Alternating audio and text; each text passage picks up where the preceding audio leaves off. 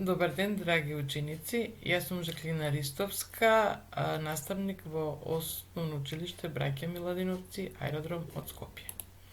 Денес ќе се запознаете со и ќе усвоите стратегии за множење на двоцифрен број со двоцифрен број. На крајот по оваа презентација се надевам, доколку самите се потрудите, ќе умеете да множите двоцифрен број со двоцифрен број со посочените стратегии.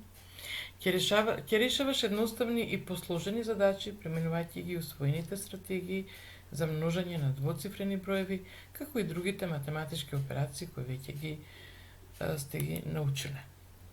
Но пред да почнеме со објаснување на стратегиите за множење со двоцифрен број, да се потсетиме на стратегиите на множење со едноцифрен број. Ова е стратегија со разложување на првиот множител. 32 го разложуваме на 32, а потоа множиме со вториот множител.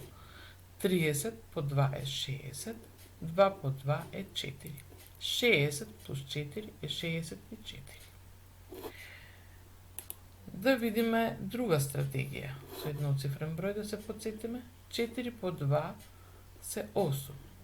4 по 3 десетки се 12 десетки. Или 32 по 4 е 128.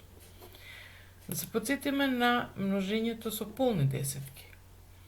Нулата секогаш ја препишуваме, но претходно множиме исто како со едноцифрен број, а потоа ја допишуваме и нулата. 2 по 4 единици е 8. 2 по 3 се 6. 68 и нулата ја допишуваме на крајот. Значи 34 по 20 е 680. Да се запознаеме со една од стратегиите за множење на двоцифрен број со двоцифрен број. Ова е стратегија со разложување. Но овде го разложуваме вториот множител. Да се потсетиме. Прв множител, втор множител, производ. 24, вториот множител, го разложуваме на 20 и на 4. И множиме. 32 со полна десетка. Претходно се потсетивме дека кога множиме со полна десетка, нулата се препишува, а во овој случај множиме со 2. 2 по 2 се 4 и 2 по 3 се 6. Нулата ја препишуваме. 32 по 4, значи со 4 единици. 4 по 2 е 8, 4 по 3 12. Овде е многу важно да се напише стотка по стотка, десетка по десетка, единица по единица. Доколку не се напише така, резултатот нема да ви биде точен. 0 и 8 се 8. 4 и 2 се 6, 6 и 1 се 7. Значи 32 по 24 е 768. Се надевам дека стратегијата е многу едноставна и лесна. Одиме понатаму. Истите множители, но друга стратегија. 32 по 24. Множиме, започнуваме со вториот множител, односно со единиците. 4 по 2 се 8. 4 по 3 се 12. 128. Што е овде важно? Важно е дека кога ќе множиме сега со десетките, овде ја запишуваме првиот број под десетките. Или, додека не усовршите, не увежбате оваа техника, може да запишете 0, за да не заборавите дека при множењето со десетките, овде се запишува првиот број што ќе го добиете. 2 десетки по 2 се 4. 2 по 3 се 6. Собираме. 8 и 0, 8, 2 и 4, 6, 1 и 6, 7. И оваа стратегија е многу едноставна и лесна и се надевам дека некој од вас ќе ја користи повеќе оваа стратегија. Но која стратегија ќе ја користите, ќе одлучите сами. Дали со разложување, дали со множење започнувајќи од единиците, тоа сами ќе се се одлучите. Но покрај овие стратегии има и други стратегии. За множење на двоцифрен број со двоцифрен број. Која ќе ја користите, треба да ја увежбате и тоа ќе биде ваша одлука. Ајде сега да се обидеме да решиме една текстуална задача, проблемска задача, каде секако ќе ја примениме постапката за множење на двоцифрен број со двоцифрен број. Во училницата има 26 моливи на секоја клупа. Клупа има вкупно 12. Вкупниот број на ученици во петто одделение е 168. Дали ќе има моливи за сите ученици во петто одделение или ќе останат повеќе? Значи, претходно ги објаснив постапките, а сега да ја поставиме задачата. 26 моливи, кога решавате вакви задачи, убаво е да замислите некоја слика да визуализирате. Значи, како имаме овде клупи и како на секоја клупа има по 26 моливи.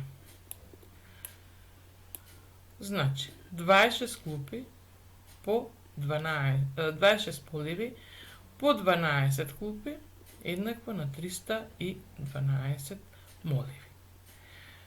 Вкупно ученици има 168.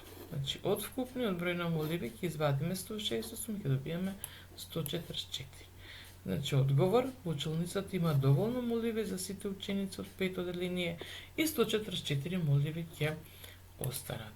А сега да ја видиме и другата постапка на множење на двоцифрен број со двоцифрен број. Дали ќе множите со оваа стратегија или со оваа стратегија, ќе се одлучите сами. Или пак можда со некоја друга стратегија. Еве, јас ќе ви објаснам уште една стратегија за множење на двоцифрен број со двоцифрен број. Тоа стратегија се вика со проширена колона. Што правиме? 99 и 28 и двата броја ги разложуваме. Во колоната разложуваме 99, значи 90 подоле 9 ставаме, а во редот 28, односно 28. И множиме. 20 по 90 е 1800. 8 по 90 е 720. 20 по 9 е 180 и 9 по 8 е 72. Резултатите што сме ги добиле, ги собираме и го добиваме овој број. 2772. Значи, 99 по 28 е 2772. Се надевам дека една од стратегиите ќе ја користите и точно ќе решавате множење на двоцифрен број со двоцифрен број. А сега нешто да извежбате. Впрочем, математика се учи само со вежбање на задачи. За да научите добро да множите и точно двоцифрен со двоцифрен број, потребно е да вежбате многу задачи. Покрај ова што овде е дадено, може и сами да се составите бројни изрази и да изберете било кој двоцифрен број и да го помножите. При множење користете ги стратегиите за множење, бидете упорни, се додека не дојдете до точниот резултат. А јас само ќе објаснам втората задача. Градинарот насадил по 24 јаболкови дрвца во 38 леи. Колку вкупно јаболкови дрвца насадил? Да објаснам, една леја е ред во градината каде што се садат едно по друго дрвца. Вакви леи или редови имало 38 и во секоја леја имало по 24 дрвца. Треба да најдете колку вкупно јаболкови дрвца се насадени. Следно ќе ви ги покажам и решенијата, но само производите при множење на двоцифрени броеви, како и начинот како е решена задачата.